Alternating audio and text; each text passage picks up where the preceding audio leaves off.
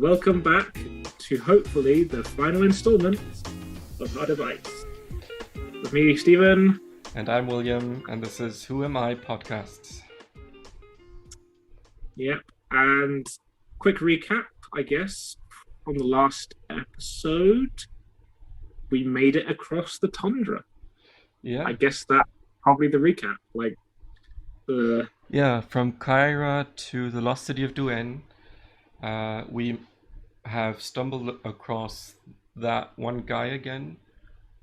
I forget his name. Bosch. Yeah. Who we ditched in Venice because we didn't trust him. And he doesn't seem angry about it, which I found fascinating. Yeah, let's see who we can trust in this new place, because did we already read that there are these other characters who are also looking for the lost meteorite? Yes, but let's read it again. So 243. Okay. I think will give us a recap of who is with us now, and that will lead us nicely on to whatever happens next. We could die in the first 2 minutes, or we could make it to the end. We shall see. Okay. Any other thing else before I start? No, just our character sheet is in the same state as it was at the end of last episode. You don't see any passwords right now because we have none left. And we're kind of low on life points, only 3 out of 10. Low on money, but hopefully that won't matter anymore since we're no longer in any cities with markets. So let's see if our weapons and skills will bring us to the end successfully. Not dead. Which end would hopefully be gaining the ultimate power, I guess? Yeah, gaining some godlike power from this meteorite that came from outer space and not allowing the others to get it. Yeah. Something to do with Gaia, the AI, and maybe turning back the iciness, and humanity can survive more on the planet.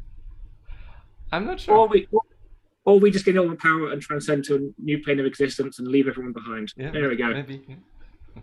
Who knows? Okay, I shall begin. Passing under a broken arch, you enter the central plaza. This is a broad area of snow-covered flagstones, roughly 300 meters across, enclosed by ruined palaces that gleam like lead in the white haze. There are several campfires built up against a fallen colonnade. As you get closer, you see antique furniture and splintered doors crackling in the flames. Plunder from the once great city of Duan. Lost art treasures beyond price.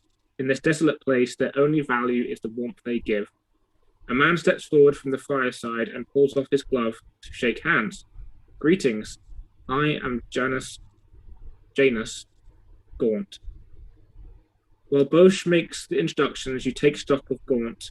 He is younger than his grey hair would suggest, with an open, friendly manner.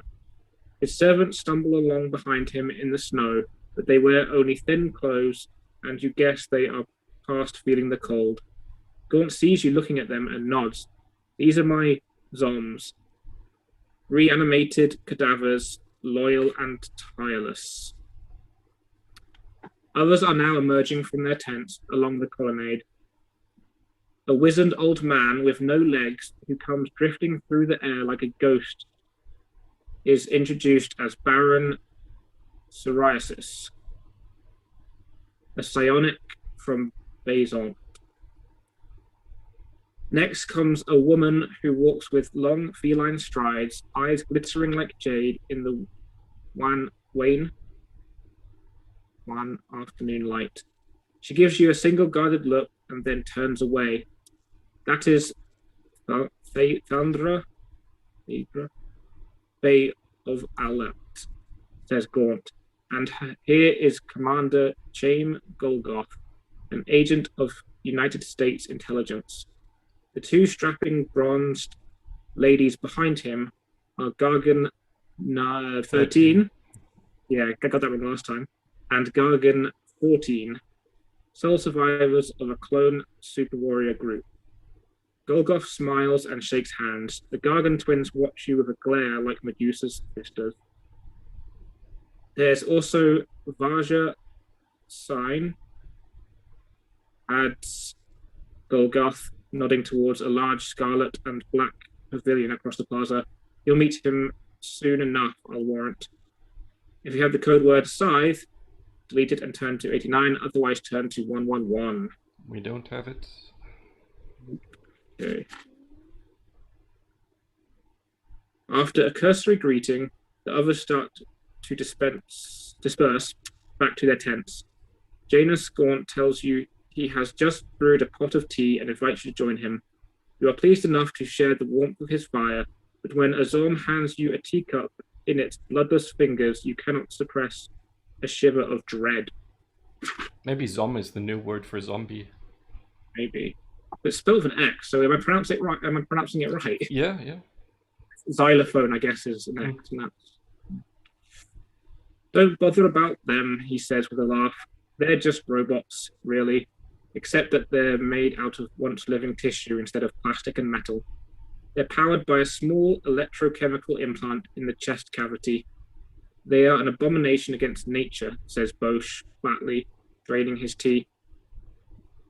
Where do we get firewood?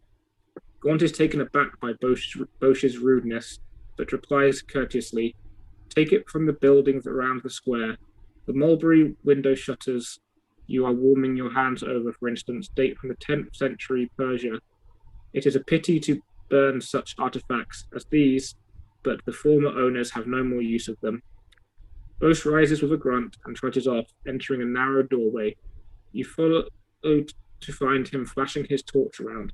Ah, here's some firewood already broken up for our convenience, he says. It is mine, purrs a voice of menace from the doorway. Phaedra Bay stands there, muscles coiled taut in pantherish grace, a lethal dart projector in her hand. Down, roars Bosch, cannoning into you from behind and sending you flying into Phaedra Bay. You and she go rolling out into the snow, a dart singing through the air and narrowly missing Chaim Golgoth, who responds at once by drawing his Beresol gun. In seconds, all hell has broken loose as the uneasy truce splinters apart. Phaedra Bay rakes her fingers across your face and leaps away, leveling her dart projector, and you hear Gaunt yelling to his Zoms, defend me, slay any who attack. For a moment it seems that the struggle for power will be decided here and now, then a voice rips like thunder across the square. Stop this senseless fighting now. And turning, you have your first view of the mighty Vajra sign. Time to 300. Do you have an image here? I think it's on the page after, yeah. Okay. Some sort of cyborg armor. Vajra sign stands like a demon in the snow, a great slab of a man with a darkly saturine face, eyes like a lion's. His silver anti-laser armor gleams in the weak sunshine. He watches you all for a moment, scanning you as he might size up a pack of hyenas. Then he raises his huge hand cannon and touches the fire button. The air is riven by a sound like a volcano erupting as a torrent of blasting white plasma streams from the cannon, juddering across the walls above and scattering chunks of smoldering masonry far out into the square. Everyone dives for cover. Still unleashing the barrage of crackling energy, Vajra sign turns and directs it at the foundations of a building across the square. The heavy stone walls burst apart and slowly the whole facade collapses to leave only a burnt-out shell. Vajra sign touches a button on the side of the cannon and the blast cuts out. The roar dies to a low hum. You notice a small red light start to glow as the cannon powers down. That weapon is the Mantramuka.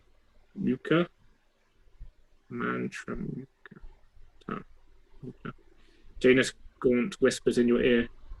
This squabbling must cease, snarls Vajra sign, as the others come out from the hiding. We must work together in the short term, or we stand little chance of penetrating as far as the heart. Is that clear? On the side of the Mantramukta cannon, a green light winks on. Now you know that it takes a few seconds to rebuild its power after each blast. You see the Chaim Golgoth. You see that Chaim Golgoth has noticed this too. Seeing that the only reply is sullen silence, Vajra sign goes on. Here in the main square, we shall remain in a state of truce. While exploring beneath the ruins, this truce is not enforced. Also, no underlings or servants are to be taken on expeditions. This is a contest to see which of us deserves the ultimate power, not who is able to hire the most bodyguards. Janus Gaunt glances from face to face, then takes it on himself to answer. We agree to these terms. With a swirl of majestic robes, Vajra sign turns and strides off to his tent, where his 3 servants stand waiting. If you have the code word hourglass, turn to 235. If not, but you do possess a medical kit, turn to 257. If you have a Sky car, you will find a medical kit in the storage locker.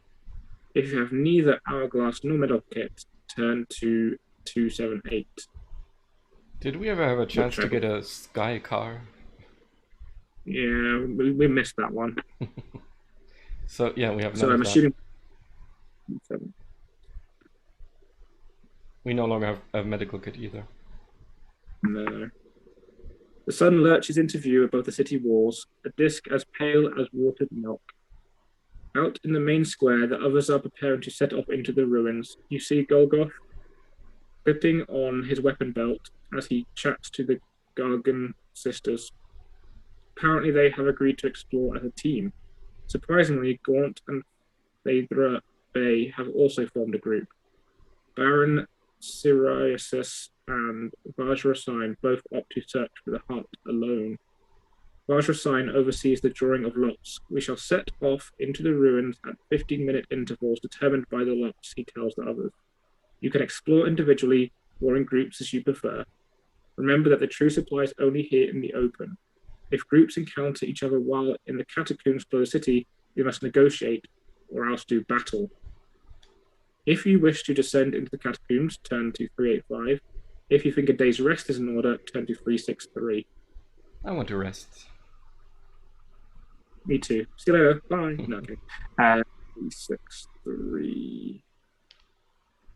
Oh, that's it. Yeah. You rest throughout the morning, recovering 1 life point. Yippee. Exception, if you have the code word hourglass, you begin to feel feverish and recover no life points. Oh, wow. Brutal. The others start to return around midday, beginning with Janus Gaunt and Phaedra Bay. They explored a warren of tunnels under the plaza, but found no clue as to the location of the heart. Next comes Chaim Golgoth, emerging from a military bunker, which he investigated in company with the Gargan twins. There is no sign of the twins, and when you ask Golgoth about them, he merely replies with a wink. The ruins are bathed in the long light of sunset by the time Vajra Sign and the Baron reappear. You soon learn that they met up underground and are obviously excited by what they discovered. We have identified the temple precincts. Yeah. Announced Vajra Sign, gesturing to a cluster of buildings across the square. The heart of Volent lies somewhere below. Tomorrow may be the last day of the search. Turn to page 38.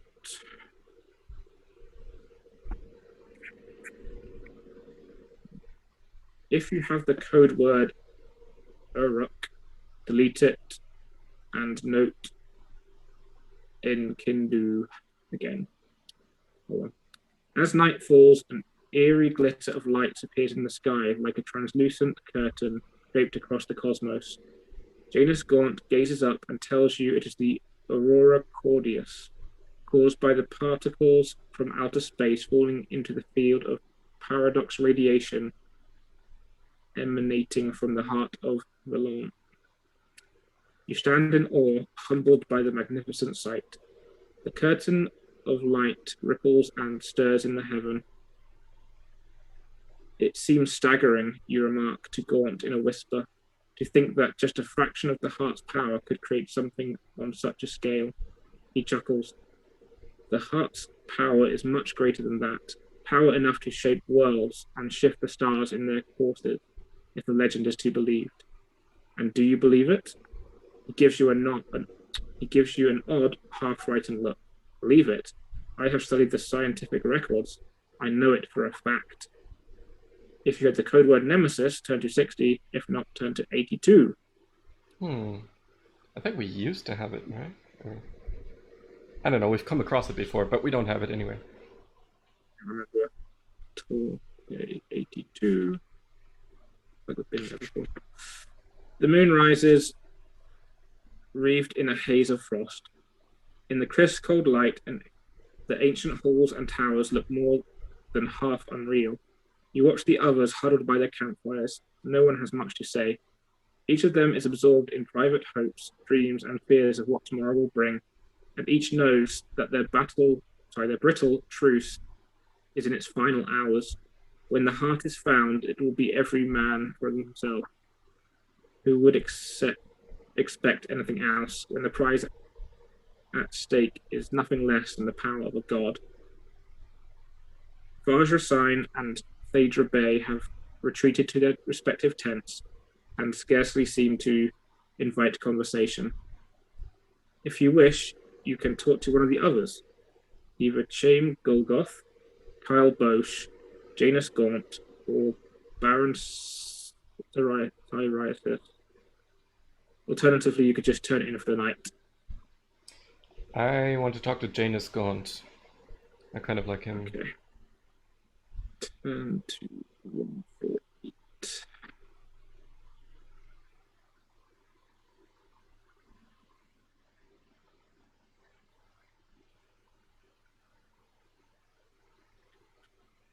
Okay. Gaunt walks with you to the outskirts of Duon to show you the night sky.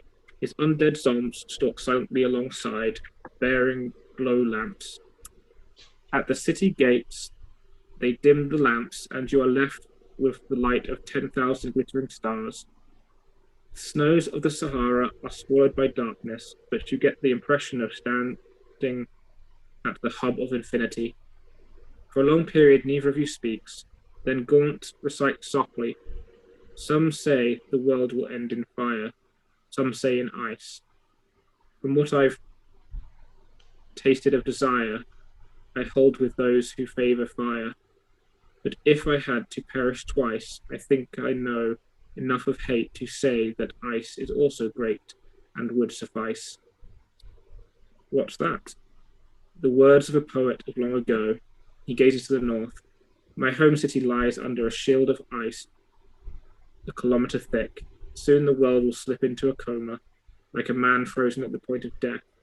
The polar caps will meet, and everything will end, unless we find the heart and use its power to set things right. He turns with a smile, almost of delight. Is that why you've come here?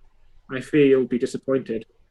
The heart must inevitably fall into the hands of the one who is most ruthless. To seize true power, a man must have a heart of ice. When the powerful do good deeds, I speak of Caesar, Alexander, Napoleon, Mao, they do so inadvertently. The good and honest of the world are always the most impotent. It suddenly occurs to you that Gaunt hasn't a chance of surviving here. He is too intellectual to vie with the others for the heart. If you tell him that, turn to 279. If you ask what he thinks of the others, turn to 258. Otherwise, you can return to the main square and seek out Kyle Bosch. What does he think of the others? If you ask what he thinks of the others, turn to 258.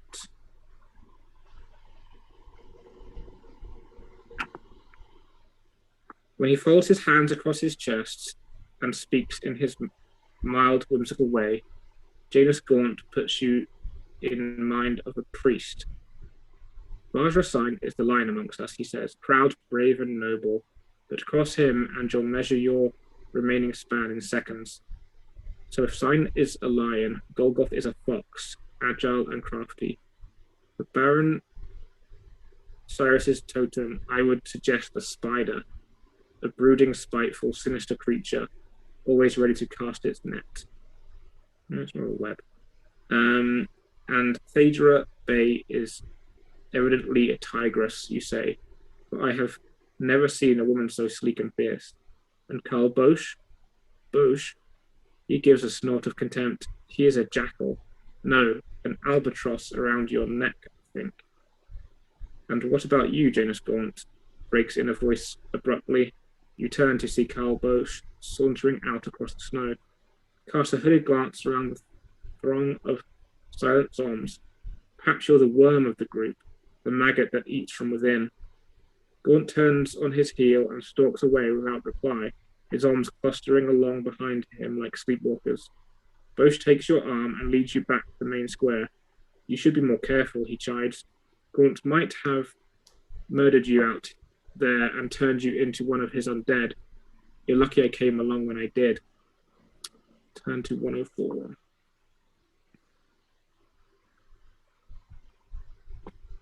Bosch struts around the fire under the colonnade while outlining his plans for how you will share the power of the heart.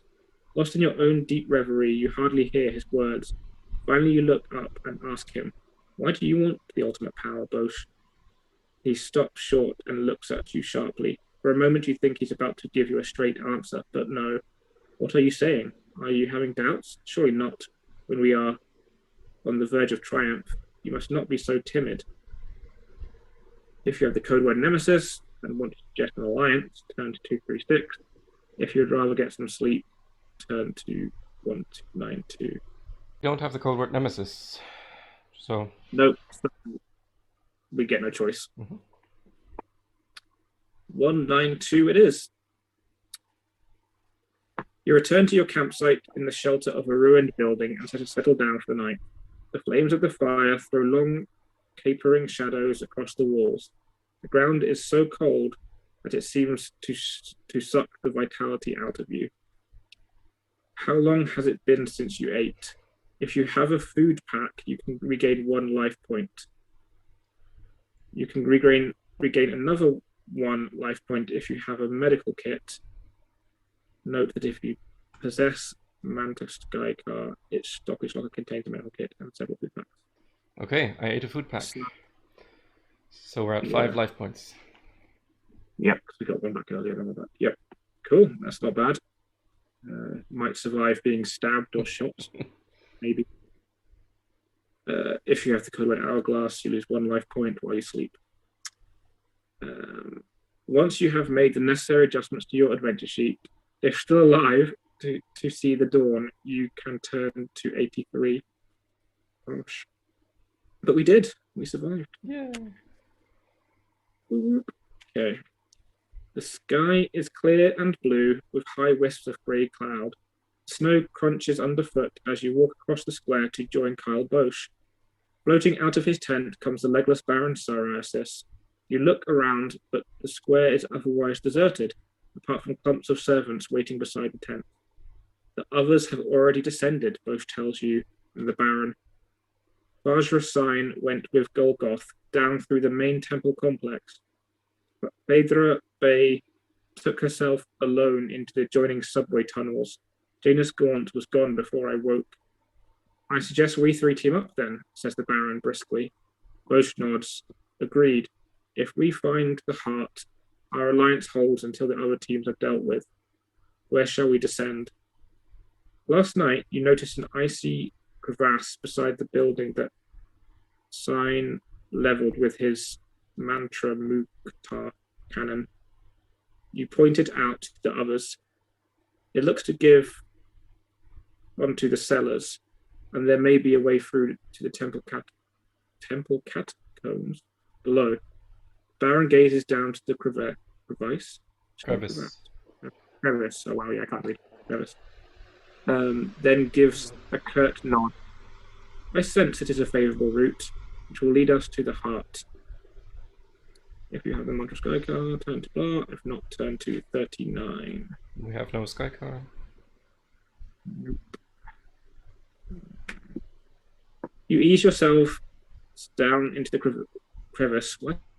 I keep wanting to say crevasse for some reason. The crevice.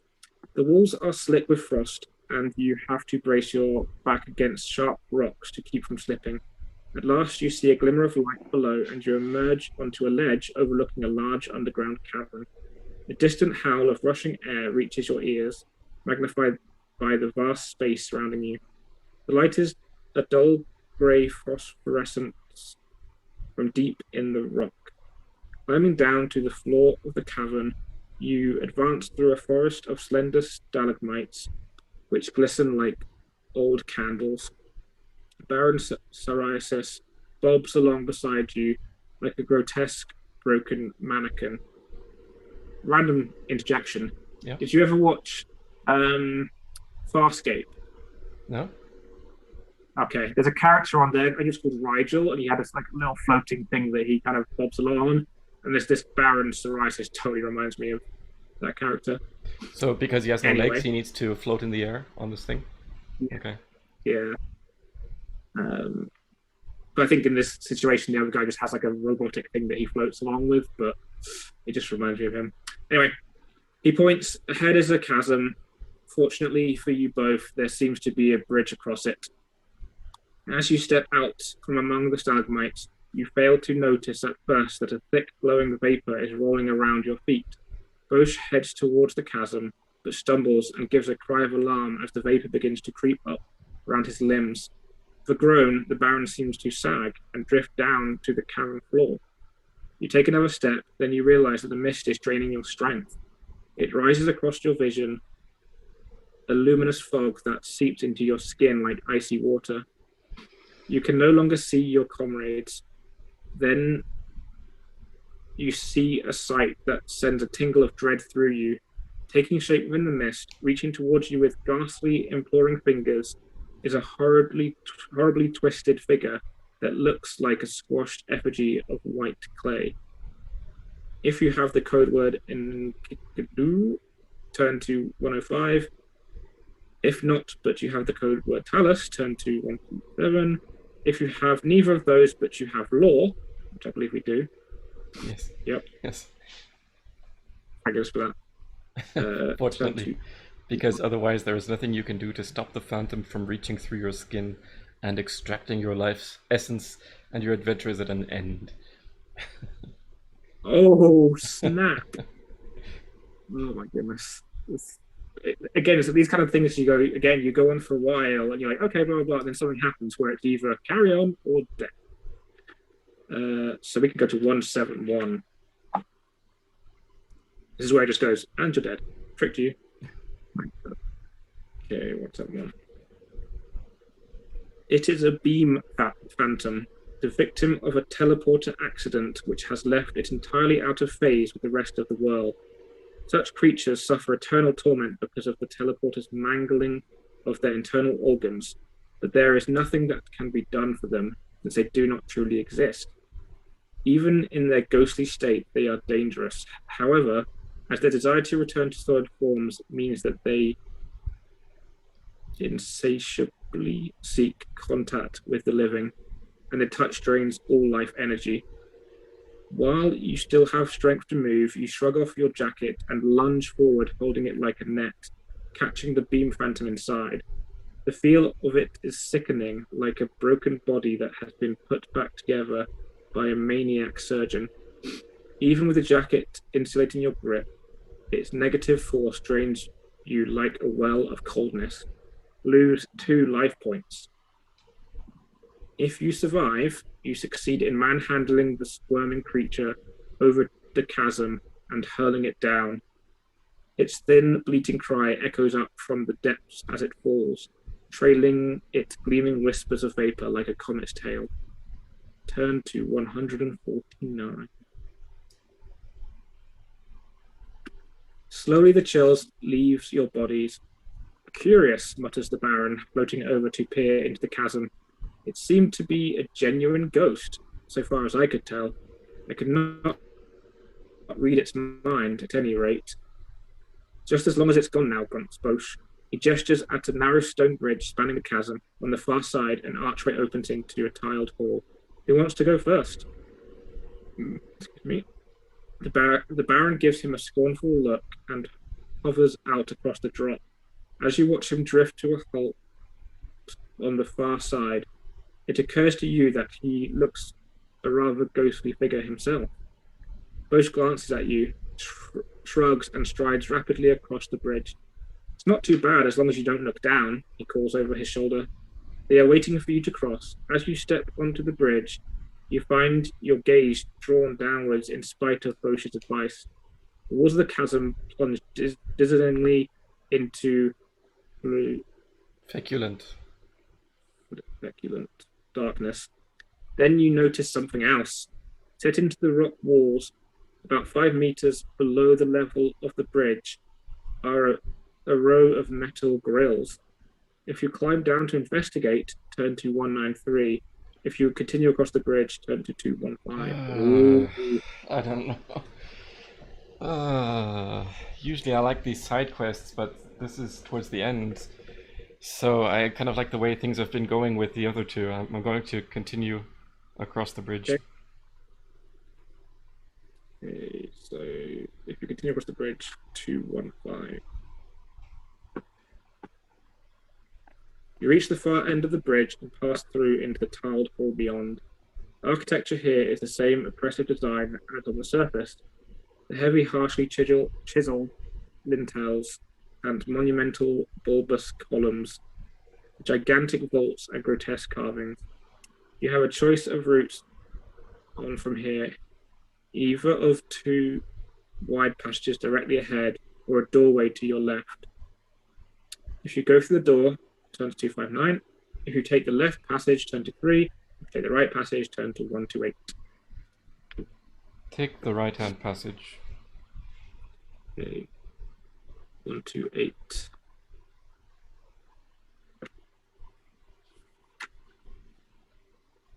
Okay.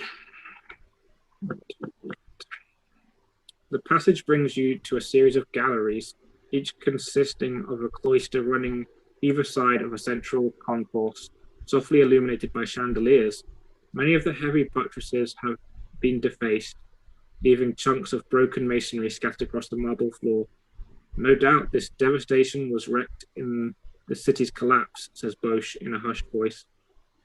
It's said that the people of Duon went mad and turned against their leaders. Baron Psoriasis drifts to a halt and peers off into the gloom of the cloistered walkway at the side of the room. I sense a presence, he says after a moment's concentration. Something is stalking us.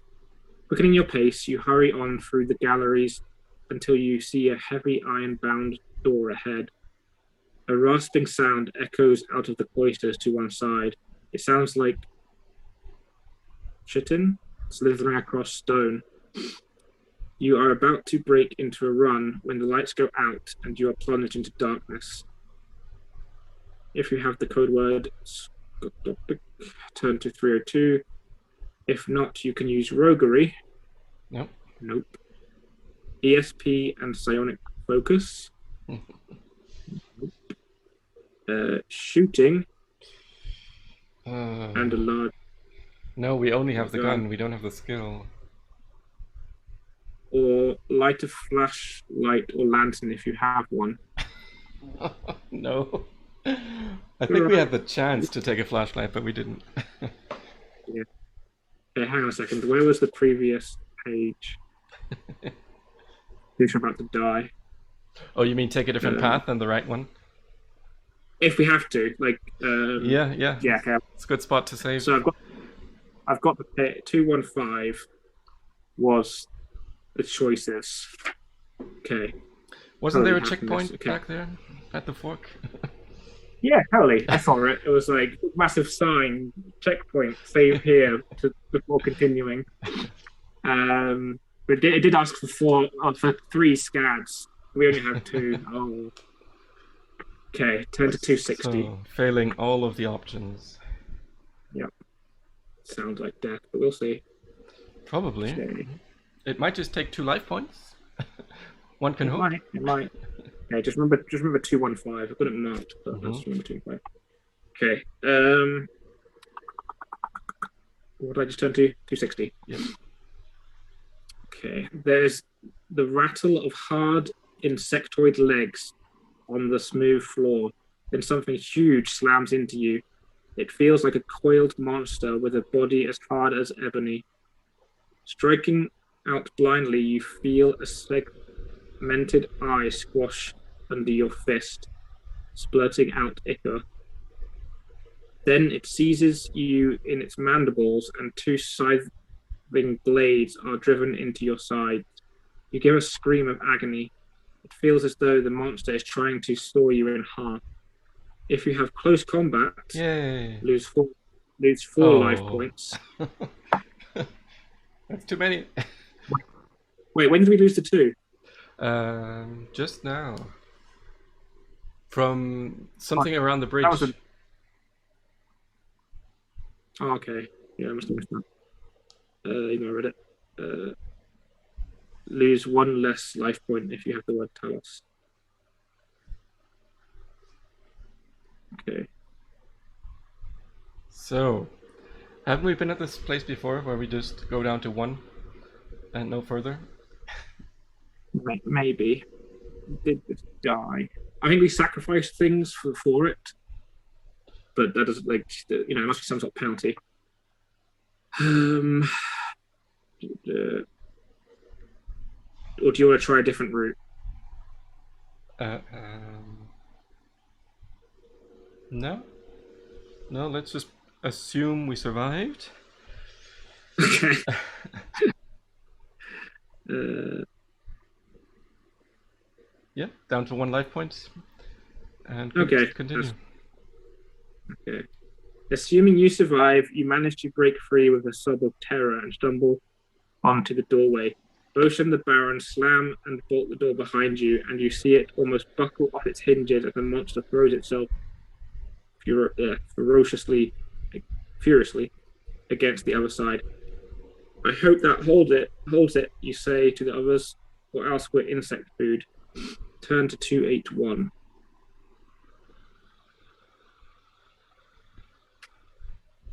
You enter a lofty room plunged in gloom. Bosch flicks his torchlight around, and it falls on a curious sight.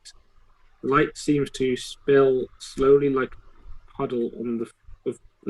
like a puddle of oil through a zone of several meters across. In the middle stands a man in old-fashioned military dress. Beside him on the floor lies a metal globe about the size of an egg, covered with glowing studs. It is a stasis bomb, I believe, announces the Baron in his stern, clipped tones. Watch. He glides off, skirting the zone where the torch beam slowed down. You see him drifting around the far perimeter, but then suddenly he comes back into view around the edge of the zone, even though you can still see his image moving beyond it. The stasis bomb slows down time in a 2-meter radius, explains the Baron. Light takes several seconds to cross the zone, which is why you can still see my image floating on the other side. As you watch, the image moves around the zone, disappearing like a ghost as it reaches the edge. How long has that man been frozen there, wonders Bosch. Probably since the fall of Duan, almost 200 years. That period will have seemed to him like only a few seconds. If you have law, turn to 232.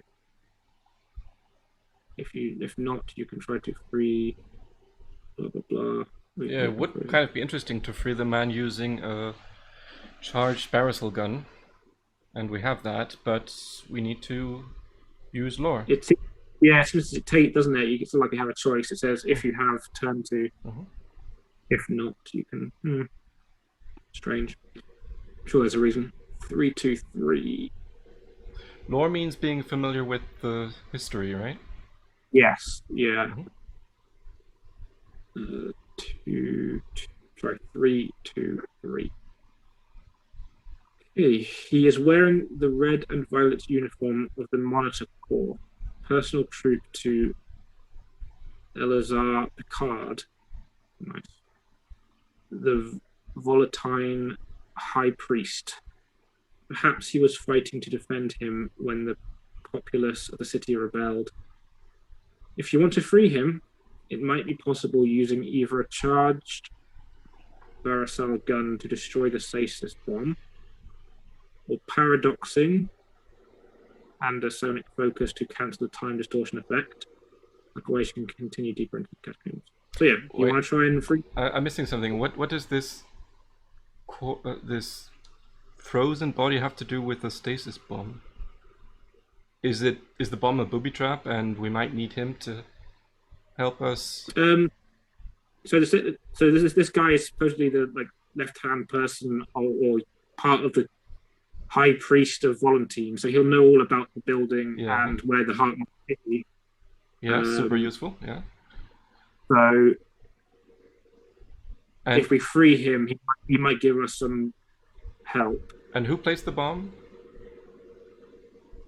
He may have to try and survive. Oh, so it's a really old bomb, huh?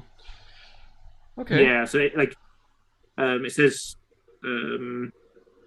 perhaps he was fighting to defend when the populace rebelled, so maybe it went off when the rebellion was happening. Maybe he did it to himself to survive. Who knows? We're still in danger of being caught by the bomb.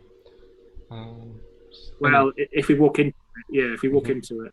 So I was curious enough to try to free him before we got this historic context, but now with this information, I'm even more in favor of it because I think he'll be useful to us. So let's use a charged barrel gun to destroy the stasis bomb. 3, 4, 5. Okay. It is strange to witness the Barisol beam slowing down as it enters the time distortion zone, like watching a white-hot needle pressing through ice. As it strikes the stasis bomb, there is a muffled explosion, and the bomb splits into molten fragments. At the same instant, the man takes half a step forward and then jerks back in surprise as he sees the three of you standing around him. Reduce your Barisol guns charge by 1. When it reaches 0, charges will be inoperative. Turn to 409. Mm-hmm.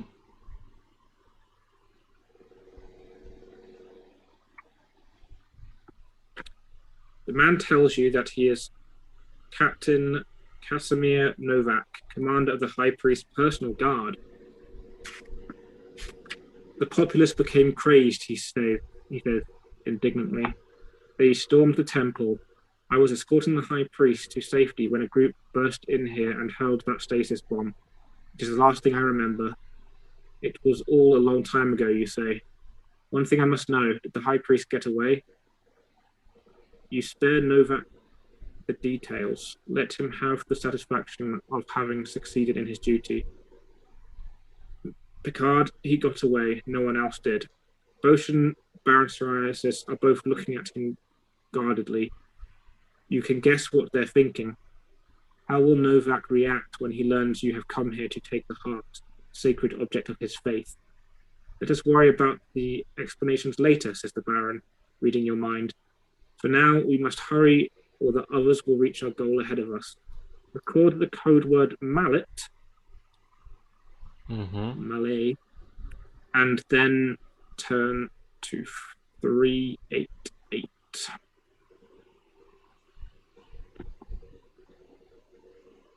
Okay. You make your way along a wide passage where your footsteps echo stonily on the hard tiles. As elsewhere in the catacombs, light comes from a row of globes along the ceiling. Some have dimmed over the years, but most still burn brightly. When you wonder aloud what the power source is, the Baron is in no doubt. The heart itself, the tiniest fraction of its power, is enough to illuminate all the cities of the world. At last you arrive at the domed hall. Beyond lies a network of tunnels. Scout ahead, the Baron tells you. One of the tunnels must lead to the Shrine of the Heart. If you do as he says, turn to 430. If you bridle at being ordered about, turn to 450. Wow. I said I was going to take his advice. So let's scout ahead. 2, 430.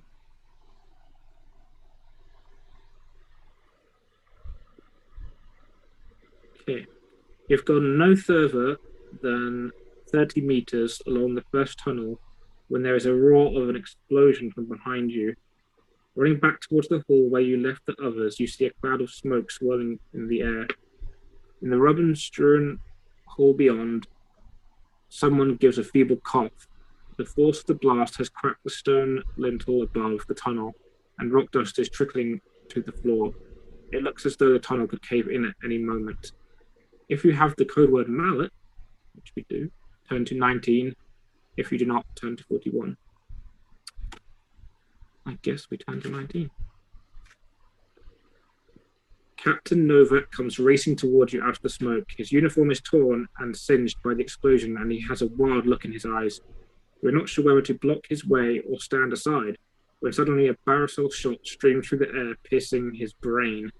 The second shot hits him as he falls, but glances off his armor and ricochets into you. Ow. You are badly burned, taking 6 life points damage, unless you have a speculum jacket, in which case you lose only 4 life points. So we're dead again.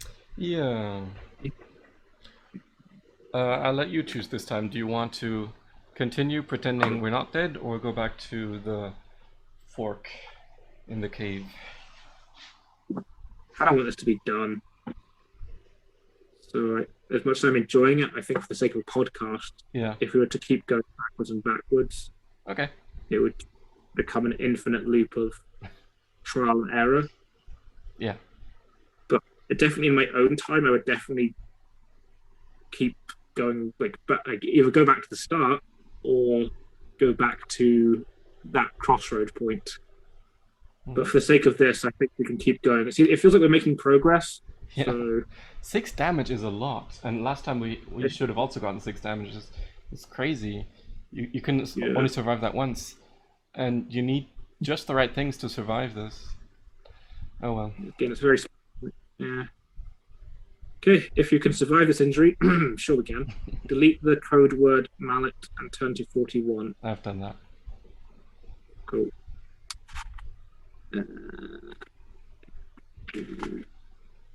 Bosch comes along the passage with gun in hand. He's covered with dust from the explosion and has a gash across his forehead where he was hit by a splinter of masonry. But he is smiling. The Baron's dead, he tells you. How? What happened? He swells with pride. I got him with a grenade. I'd been carrying it all along, but the joke was that I didn't even know it myself. It was the only way to foil his mind reading, you see. I don't understand. Bosch coughs rock dust out of his throat and then goes on. I knew the Baron was heading for Du-On and that he'd be the hardest foe I'd have to face. So I got myself hypnotized to forget that I was carrying a grenade. I had a post-hypnotic suggestion planted that I should use the grenade at a key moment. He never knew what hit him. Ruthlessly cunning. If you intended any sarcasm, Bosch fails to notice it. Thanks, he says. Now, let's get going before the tunnel collapses on us. So, my instinct to trust the Baron was wrong. He could have hypnotized us, mind controlled us. Oh, did you read further on, did you? No, just from what Bosch is saying. He had to hypnotize himself, manipulate himself to forget that he had a grenade, but then use it when he needed it, because of... We don't know if he needed to actually kill the dude. I mean, I'm guessing we did, because again, once we get to the heart, I guess he would have, taken control of it, mind controlled us or something, and whatever. I mean, I still don't know whether Bosch is trustworthy, but it's just sounds very dangerous. I guess that's one less person to worry about, because the Baron could have helped us, but maybe he wouldn't have. Who knows?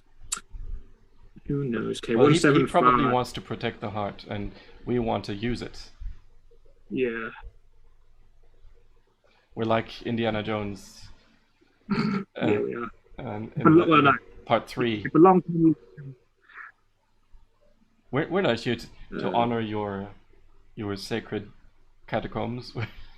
We're just here to steal the artifacts. And if that means you have to die, so be it. Yeah. Too fair, I can't even remember. Okay, 175. There is a sound from somewhere ahead in the maze of tunnels. Bosch cocks his ear. It's old-fashioned laser fire, he says, adding significantly, but none of the others were carrying lasers. The mystery is soon explained. Turning a corner, you find yourselves facing three hover droids that resemble large silver eggs with a rotating gun turret mounted underneath. They are gliding directly towards you, the aiming lights of their lasers playing across your vision.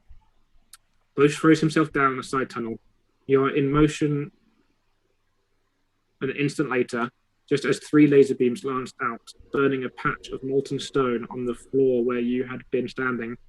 Racing headlong through the tunnels, you reach a circular room with a violet starburst set in mosaic on the floor.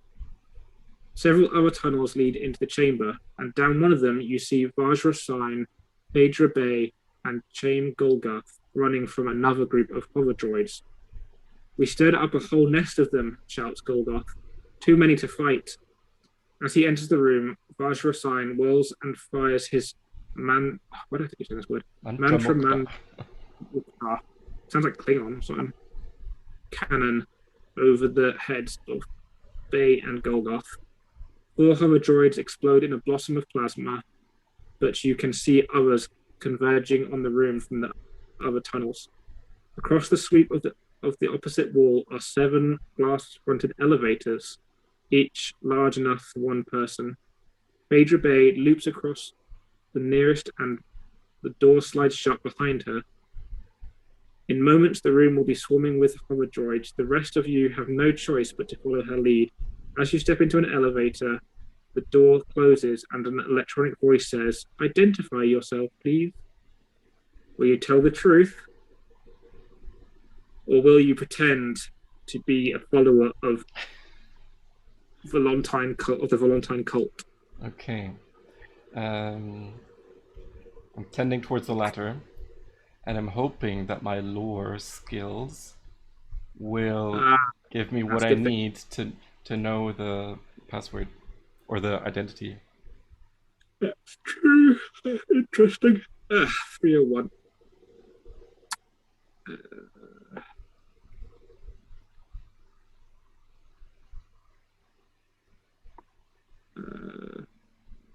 Yeah. What is the truth? Asked the computer enigmatically. If you had the code word Luna, turn to 322. If not, turn to 61. Uh-oh.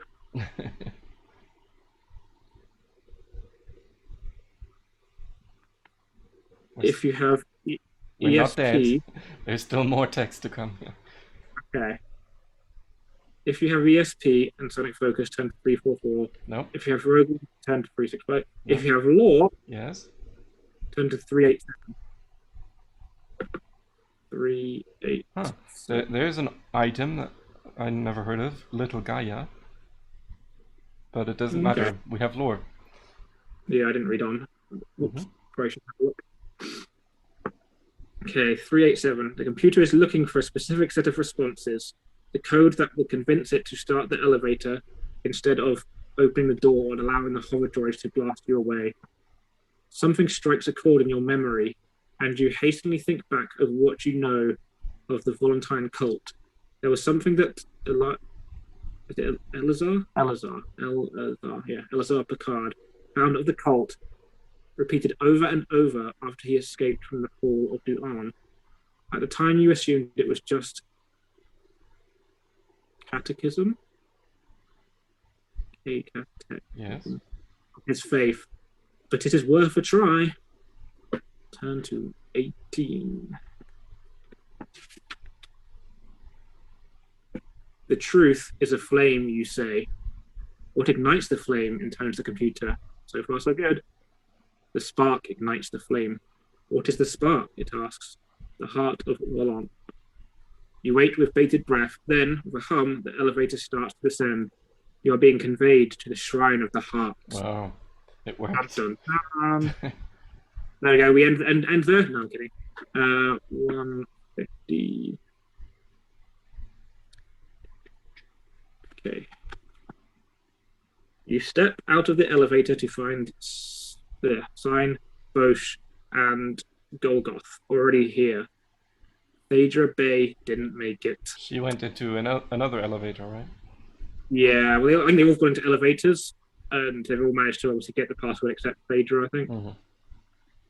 You are in a dome so vast that it feels like a gulf in the black void of intergalactic space. Bosch's flashlight does not reach the far wall. In the center of the chamber, on a raised dais at the end of a ramp, lies a purple gemstone almost 2 meters in diameter. Scintillant or scintillant. I swear this person who wrote this book just went through, picked normal words, and then picked a thesaurus, and then picked a random word that means that thing. Sparks stream from deep in its core, giving off a violent radiation that causes, violet, not violent, violet radiation that causes a pain at the back of your eyes. Okay, that's a little violent. Yeah. The heart of Volent breathes Bosch in a voice of awe, the key to ultimate power. There's a picture. Mm-hmm. Pretty cool picture. If you have the code word red, turn to 303. You have the code, oh dear. If you have the code word blue, turn to 346. If you have the code word yellow, turn to 324. If you have none of those, turn to 367. None of those. And I don't know where we could have gotten them. Maybe on a different path through the cavern. Yeah, on lots of different paths, who knows? Sorry, what was that referring to? 367. 367. This is the moment of truth. 4 powerful adventurers all stand within reach of the ultimate power. Only one can have the heart. You can use a stun grenade. We have one. A stasis bomb. Or a charged barrel gun. If you have them. Otherwise, turn to 22-4. Oh, so the crossbow and the knife were useless. They might have been useful at other points. We have the barrel gun, not the other weapons. Okay. So, you're a charged barrel gun. 21. Luckily, we should have enough charges to kill them all. Oh, well, here we go. We can fire at Golgoth, Bosch, Vajra Sign. Fire at Bosch. Oh, I still don't trust him. 87. I wasn't expecting that. Nice. 87. Reboot there. Boost. Reduce your barrel sword guns charged by 1. Bosch falls to your first shot. His death acts as a signal for the start of hostilities. Golgoth and Sign, in no doubt that each is the most dangerous foe, will to face each other. Golgoth's first shot hisses into sparks from Sign's armor as the Sikh warlord raises his mighty Mantramakuta cannon. I totally forgot about that. That would have been probably the most dangerous thing, but fortunately, the other guy took care of it. That's why I was wondering. I thought you were going to shoot him, so that his big weapon stuff. But it's pretty lucky that they turn on each other. 410.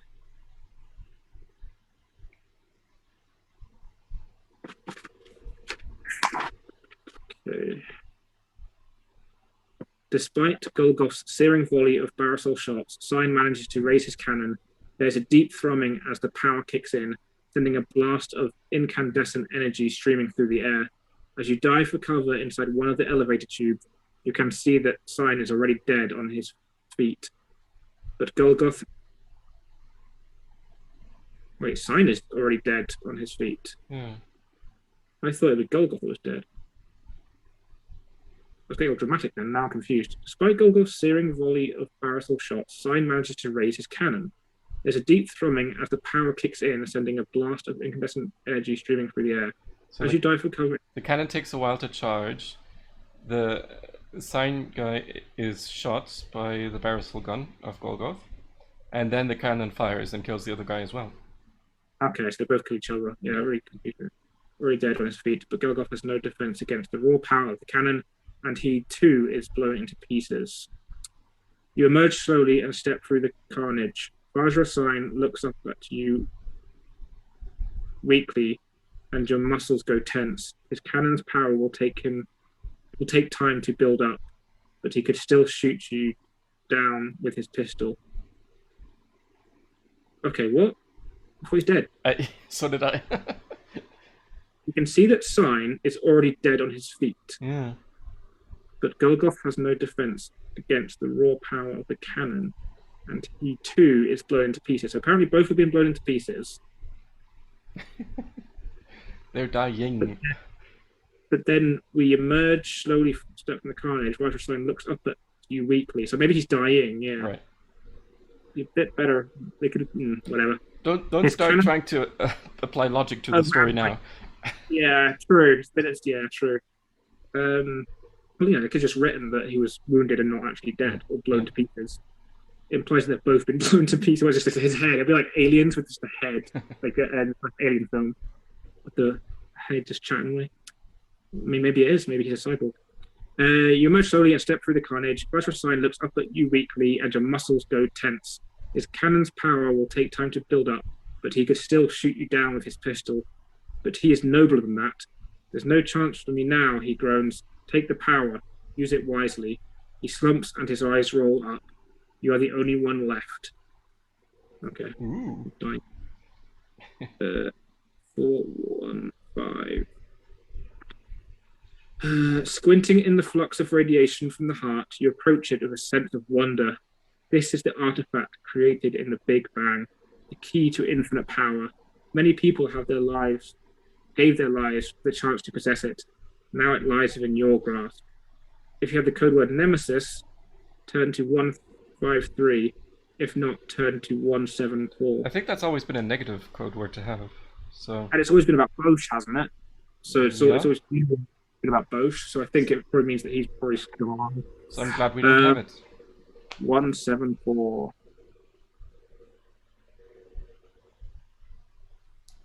Okay. You kneel beside the huge gem and embrace it, feeling its power surge through you. Coruscating bands of energy blaze from the depths of the unearthly gem. What? Swathing? That's a weird word. You in an aura of blinding violet light. The fabric of reality is ripped apart and you feel weightless. The vortex spins up through the dome, sweeping away rock and air, rising up into space, out past the moon and planets. In what seems like seconds, all of creation has been swept away, replaced by a new universe of your own making. You are immortal and all-powerful now. Your adventure has culminated in godhood. Wow. Dun, dun, dun. Coming back from the dead is already godlike. Well, ultimately, because we made it to godhood, we went back in time and made the right choices. That's how we solve everything. Yep. That Baron guy was also in a time warped space, and so when he came through it to us, he time traveled, right? He wasn't asleep, was he? He was in a stasis, so I guess Okay. for 200 years in stasis, I guess, time bubble. Oh, okay. So That's it. maybe that was just a metaphor for he was stuck in the past. I thought that was really a time warp. Okay. I think so. I think it's like some sort of explosive device that creates a Yeah, I like it.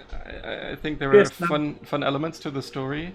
It definitely had an adventure feeling, but it was too short to build up enough context, like to build the world in which all this crazy technology is happening. So a lot of it was kind of you just have to accommodate that this exists and this is how it works. Yeah. It almost needs to be a full-on, 600-page novel. Yeah. So that you get character development, you get again, world building. So the world building is the hardest part. Is that you've got all these terminologies, all these things all this science fiction stuff that you kind of just have to play along with. Yeah, and well, since we are exposed to science fiction already, we Yeah, we were able to get along just fine. And also these books, there are many of books just like this, also in yeah, length and complexity, and they were very successful. I think they were a big thing in the 80s. yeah. They made a resurgence recently, but I'm always very impressed by them. Like, Yeah, yeah, the author, Dave Morris, has clearly, put in a substantial amount of time and work yeah. You're not just to telling create, one story, right? to create one very, very fun, again, adventurous and perilous. Like get that sense of feeling when you're reading that, okay, if I make the wrong choice here, I'm going to die and have to start again, Yeah, which you don't tend to do. And as I say, I would definitely have gone back to certain points, if not the beginning, a few times more, if it was in my own time. So yeah, major respect for the author putting together such an awesome story. Again, like you say, bunch of stories, because again, you take different yeah. routes. When I read it several months ago, uh, also with cheating, I ended up leaving the stone where it is, so that no one got it. Oh, No one got it, yeah, and it just remained a mystery. nice. So there are at least three endings, death, godhood, Spoiler. and just status quo. Yeah. No, that's fine. I'm just messing with you. In this day and age of spoiler nonsense. Yeah. Well, the book isn't that new. No. Well, it's been quite like It's early 2000s or something. yeah, yeah. So I hope our audience also got a sense of adventure from that. We hope to do this again in the future. Not right away. We do want to return to our discussions on philosophical, psychological, political topics. If you have anything that you wish for us to speak about, leave a comment down below, and we'll be happy to accommodate. The website is whoamipodcast.com, and yeah, we will keep bringing out content as much as possible. Hopefully, also including interviews with further speakers. So let us know what you thought, and see you next time. All right. Bye.